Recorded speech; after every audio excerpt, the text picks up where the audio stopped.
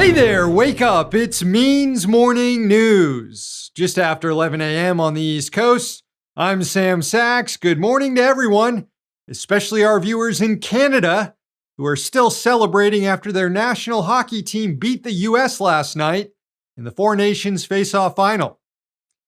As a result, all Americans have until the end of the business day to register with the Royal Canadian Mounted Police as part of the process of integrating the United States into Canada as the 11th province. I personally am looking forward to the quality healthcare. Not so much the bacon, though.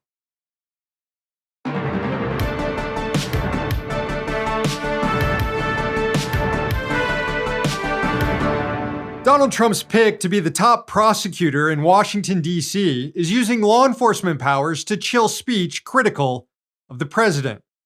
U.S. Attorney Ed Martin unveiled this week Operation Whirlwind, a new scheme to go after individuals accused of threatening government officials, primarily President Trump and Elon Musk and members of the so-called Doge team. But instead of going after actual threats, Martin is targeting Democratic lawmakers and protesters who use metaphors. So far, Congressman Robert Garcia and Senate Minority Leader Chuck Schumer have received inquiries from Martin's office. Yes, Chuck Schumer.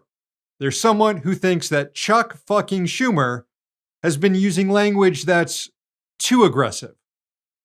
Martin questioned the senator over comments that were made back in 2020 about the Supreme Court as it was decimating abortion rights. Schumer said justices have, quote, released a whirlwind and would, quote, pay the price. Now, Schumer later apologized and walked back the rather innocuous comments the next day, but now, years later, Martin's office has opened an inquiry into them and even used Schumer's words as inspiration for the name of this operation now targeting political speech. In a separate letter sent to Congressman Garcia, Martin raised a metaphorical statement Garcia made during an interview on cable news. The letter read, quote, I respectfully request that you clarify your comments from February 12, 2025, during a live interview with CNN. When asked how Democrats can stop Elon Musk, you spoke clearly. What the American people want is for us to bring actual weapons to this bar fight. This is an actual fight for democracy. The letter continues, this sounds to some like a threat to Mr. Musk, an appointed representative of President Donald Trump, who you call a dick, and government staff who work for him. Their concerns have led to this inquiry. Okay, what? Nothing in there is a threat. The congressman was obviously using a metaphor, unless Martin thinks there's an actual bar fight going on in Congress. Also, if calling Elon Musk a dick is illegal now, well, then I guess I'm going to jail for life.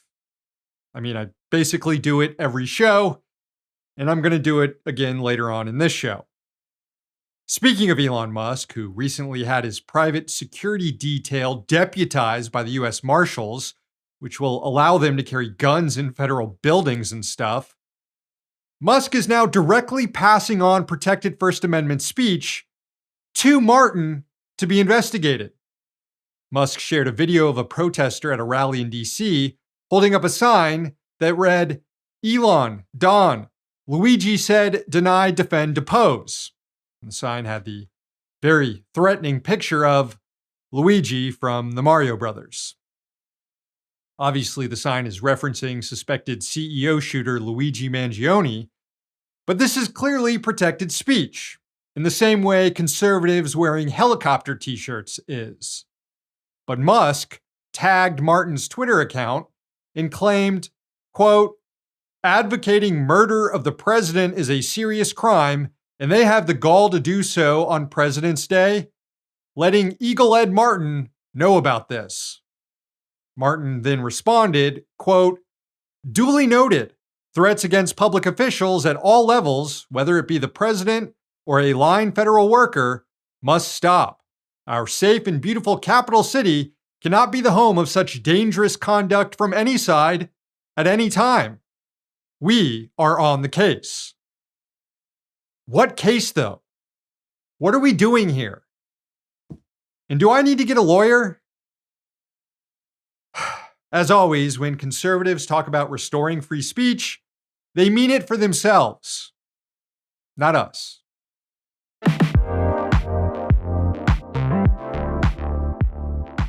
More senior staffers are leaving U.S. Senator John Fetterman's office. This week, Fetterman's communications director and his legislative director announced they were both resigning.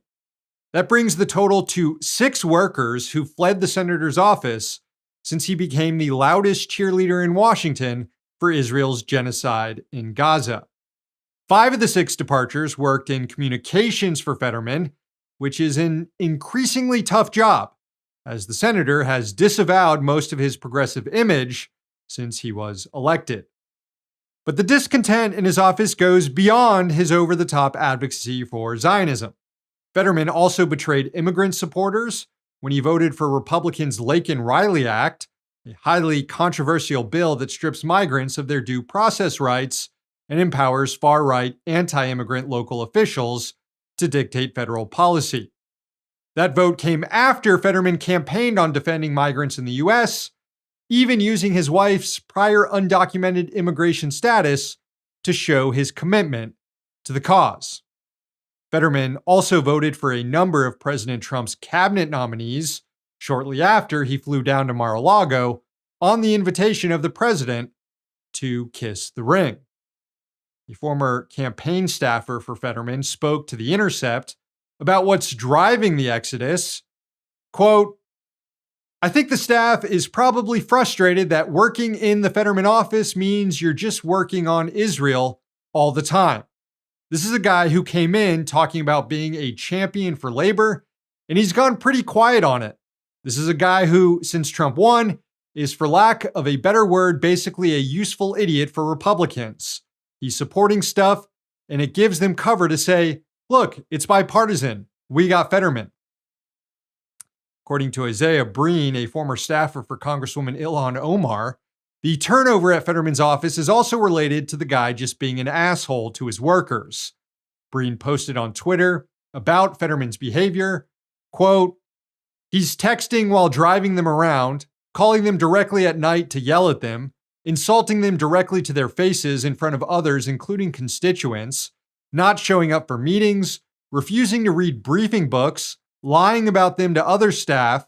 He's making insane, inappropriate jokes. He's saying openly racist things about Arabs. He's sending them videos he finds online of the IDF or Ukrainian soldiers killing people. He has absolutely unpredictable and chaotic mood swings that make the entire office a minefield." Okay, but other than that, the job's pretty chill, right? The truth is, when it comes to Israel, Fetterman's always been bad on the issue. So staffers shouldn't be too surprised by his antics following the October 7th uprising. And if you were willing to sign up to work for the guy, knowing about his allegiance to far-right Zionist groups like AIPAC, well, then it's hard to have sympathy for you. In fact, you probably deserve to get treated like shit by your boss. Try finding a new job that doesn't rely on you having to defend a genocide every day.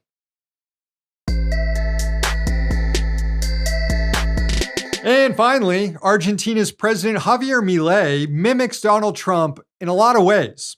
Like Trump, he's a former TV guy who rode his cult of personality to power. Like Trump, he lies incessantly about the left.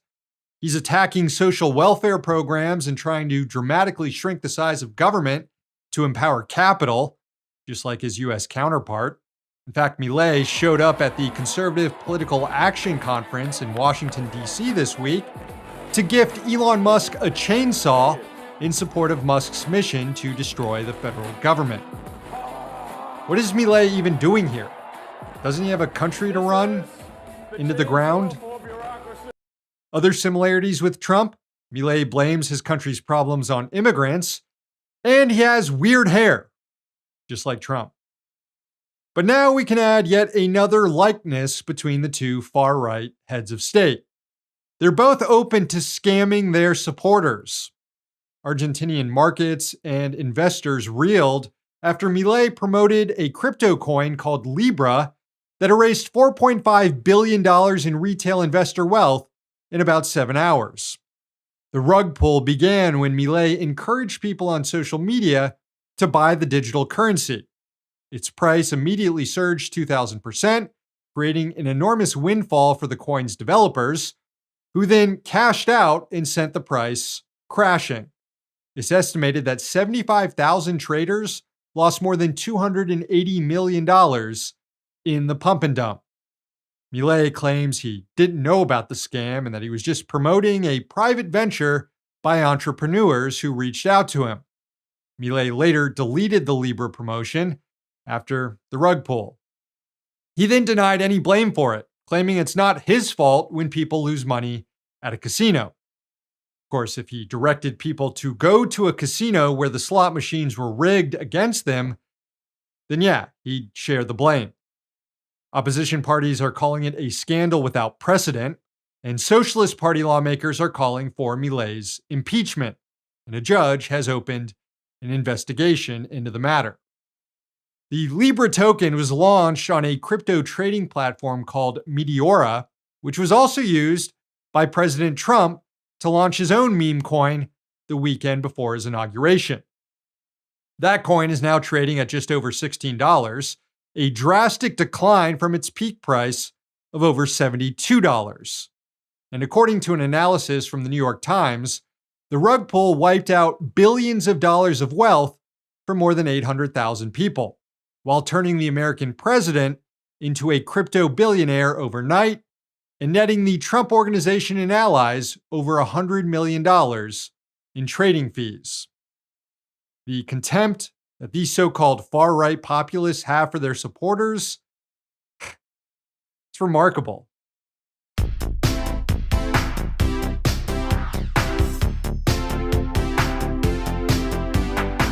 All right, gang, it's time for this morning's main event.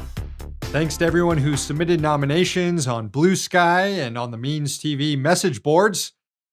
Here's one for billionaire Glenn Taylor, the owner of the Minnesota Timberwolves. Also nominated, all the damn landlords. Proud Boys leader and January 6 rider Enrique Tarrio received a nomination. Tarrio got out of jail thanks to a pardon from President Trump. And then, like the president, Tarrio launched his own meme coin, screwing over whatever supporters he had in a rug pull worth millions of dollars. Is this just the new thing now? Instead of 15 minutes of fame, everyone gets to do their own crypto scam? And finally, here's a nomination for Nick Sarath. He's the creator of the hot new app Protector, which allows rich people to order on-demand security detail, like they're ordering an Uber. Strong nomination, but honestly, I'm encouraged by this development because it shows the ruling class is getting scared. So, we'll spare Nick. Again, thanks for all the nominations, but let's face it, there's only one person it could ever be. This week's Rich Dick is... Yep, it's Elon Musk. Look, I'm hesitant to give the dishonors to someone who, in any given week, is the leading candidate. Sorta takes the excitement out of the whole proceedings. But Musk is now reaching levels of rich dickery that were previously unheard of, something that Blue Sky users Hillary and Keith recognized.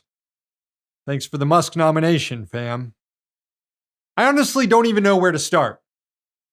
How about with Musk using his so-called Doge team to rid himself of pesky federal investigations? Because there were some extremely blatant examples of that this week, like when workers were fired from the Food and Drug Administration's Office of Neurological and Physical Medicine Devices at the behest of Doge. Just so happens to be the same office that's been investigating Musk's brain chip company, Neuralink.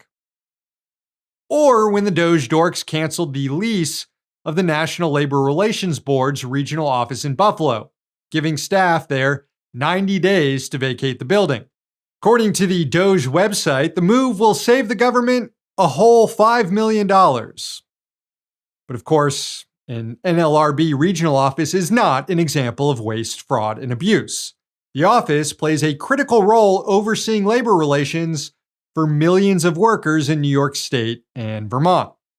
The union that represents NLRB workers posted on Twitter about the news of the lease cancellation, quote, "Without physical office space, a regional office has no place to hold trials, store materials to run elections, meet with members of the public, and countless other things.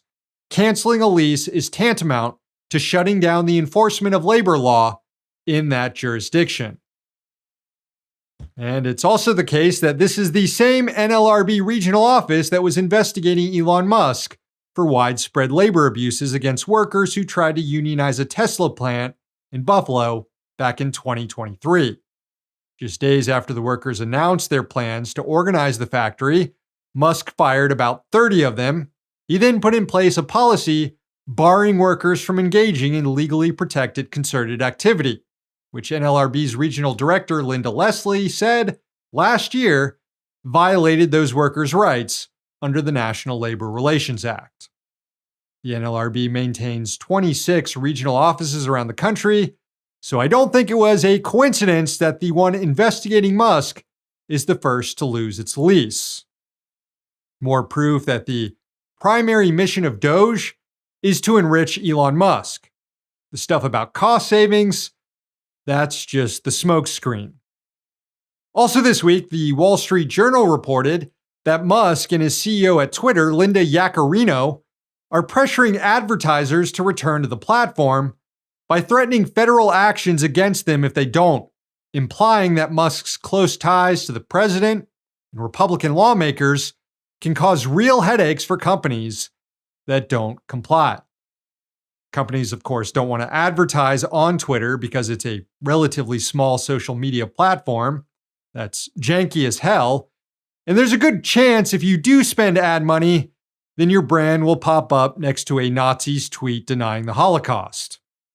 Or the ad might pop up next to one of Elon Musk's own tweets in which he's calling an astronaut a slur.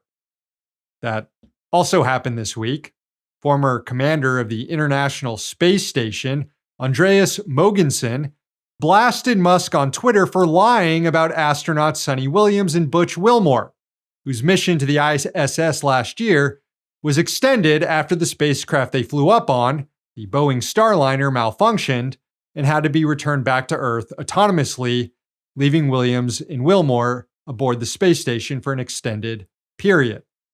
During an interview with Fox News this week, Musk claimed former President Joe Biden left the two astronauts stranded aboard the space station for political reasons, because he didn't want to give Musk the credit of launching a rescue mission. Take a look. You're going to help rescue next month 2 astronauts that I think were abandoned. They dispute that in an interview. At the president's request or instruction, we are accelerating the return of the astronauts, which was postponed kind of to a ridiculous degree. They got left in space. They've been there. They were supposed to be there 8 days. They're there almost 300. Biden. They were yes, they were left up there for political reasons, which is not good. This is a total lie. And Musk knows it is. Because, according to a plan established last August, SpaceX is already tasked with bringing Williams and Wilmore home. And the ship that they're going to return on, a SpaceX Dragon capsule, has been docked at the International Space Station since last September. The astronauts are not stranded. They can fly home at any time if it was necessary. The reason they're still there is because the ISS always needs to have a crew on board.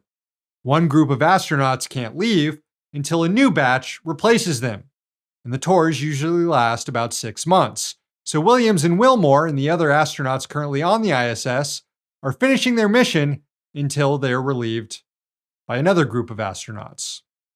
Again, Musk knows all this. He knows he's being deceitful.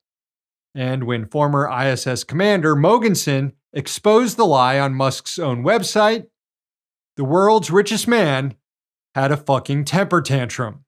He called Mogensen a slur and then doubled down on the lie, claiming, quote, SpaceX could have brought them, Williams and Wilmore, back several months ago. I offered this directly to the Biden administration, and they refused. Return was pushed back for political reasons. Idiot. Okay, calm down, weirdo. If it is even true that Musk offered a rescue mission several months ago, the reason it was rejected is not because of politics or a grudge Biden had against the billionaire, but because it wasn't necessary and it was too costly.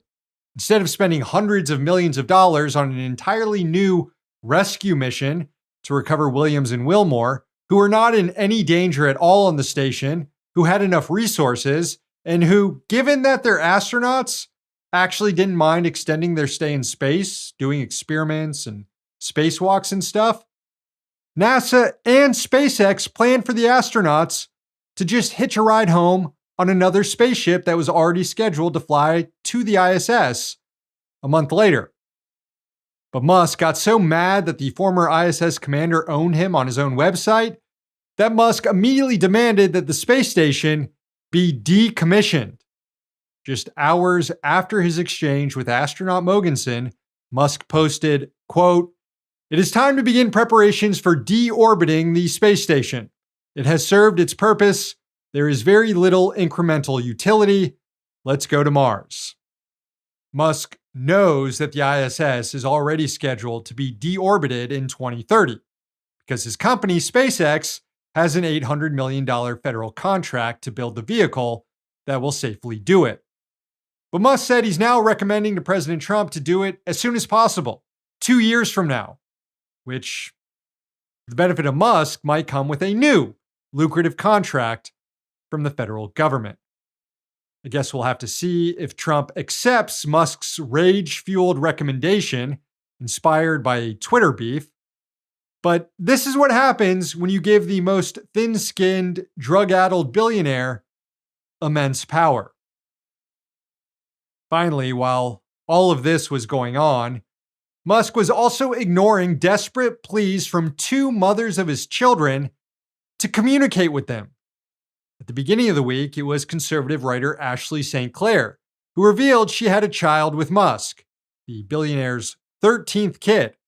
But Musk won't communicate with her now and won't finish negotiating a, quote, agreement for co-parenting. Musk ignored St. Clair's posts and then even unfollowed her on Twitter. And then at the end of the week, on Thursday, as Musk was parading around the CPAC stage with a chainsaw, calling himself the Doge Father and declaring, "I have become meme," while also being unable to string basic sentences together because he's deep in a K-hole, his ex, Grimes, was trying to get Musk to respond to her about a medical emergency one of their kids was having. Musk and Grimes have 3 children together, and Grimes posted, quote, "Please respond about our child's medical crisis. I am sorry to do this publicly, but it is no longer acceptable to ignore the situation. This requires immediate attention. If you don't want to talk to me, can you please designate or hire someone who can so that we can move forward on solving this? This is urgent, Elon." In a second tweet, Grimes said, quote, "I'm not giving any details, but he won't respond to texts, call, or mails, and has skipped every meeting, and our child will suffer lifelong impairment if he doesn't respond ASAP. So I need him to fucking respond, and if I have to apply public pressure, then I guess that's where we are at." Shortly after those were posted, it became clear that someone at Twitter, likely Musk or one of his lackeys, was trying to suppress the tweets to prevent people from seeing them. They were no longer visible on Grimes' main feed or in searches. And realizing she was being shadow banned, Grimes just went ahead and deleted the tweets anyway. So this scumbag runs around impregnating as many women as he can and then just ignores his children and their mothers afterward, even when they're reportedly sick. Except for that one kid he's been parading around the White House as a prop, he appears to still like him, for now. Amid all this drama, it was revealed that most, if not all, of Elon's kids were conceived via IVF or surrogacy, which led to a rumor circulating online that Musk had a botched penis enlargement surgery that prevents him from having actual sex. Now, I can't attest to the veracity of the claim, but I'll just say that I've yet to see it debunked. And if true, it just goes to show that you can indeed be a rich dick, even if your dick doesn't work. Call your fucking kids, Elon.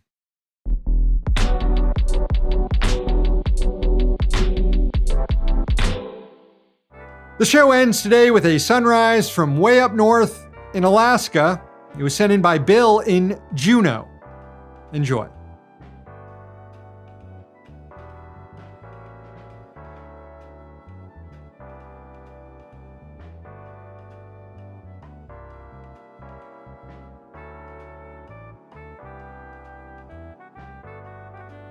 Thank you, Bill. Show's over. Thanks for watching, and thanks to the team behind the scenes.